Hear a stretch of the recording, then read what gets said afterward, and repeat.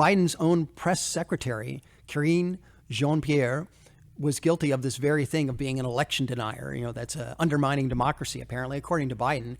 In 2016, she tweeted this tweet showing in which she said, stolen elections, stolen drone, welcome to the world of unprecedented Trump.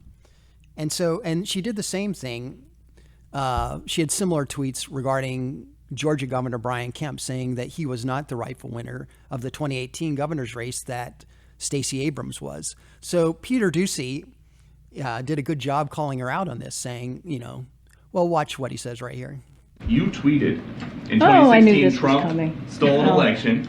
I was waiting, Peter, when you were going to ask me that question. Well, great. Here we go. You tweeted Trump stole an election. You tweeted Brian Kemp stole an election. If denying election results is extreme now, why wasn't it then? let's be really clear. That comparison that you made is just ridiculous. I have been. Well, you're asking me a question. Yes. Let me answer it. And you said it was ridiculous. I was talking specifically at that time of what was happening with voting rights and what was in danger of voting rights. That's what I was speaking to at the time.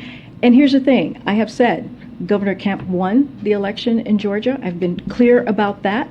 I have said President Trump won the election of 2016, and I've been clear about that. What we are talking about right now is, let's not forget what happened on January 6, 2021, when we saw an insurrection, a mob that was incited by the person who occupied this campus, this facility at that time. And it was an attack on our democracy. Let's not forget, people died that day. Law enforcement were attacked that day.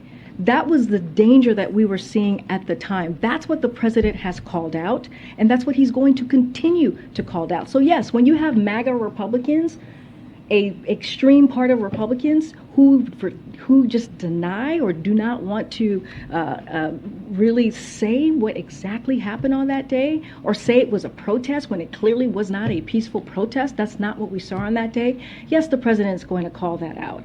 And here's the thing, majority of Americans agree with him. Majority of Americans agree with this president on protecting our democracy, protecting our freedom, and protecting our rights. That's what we're talking about today, and that's what the president's going to focus on.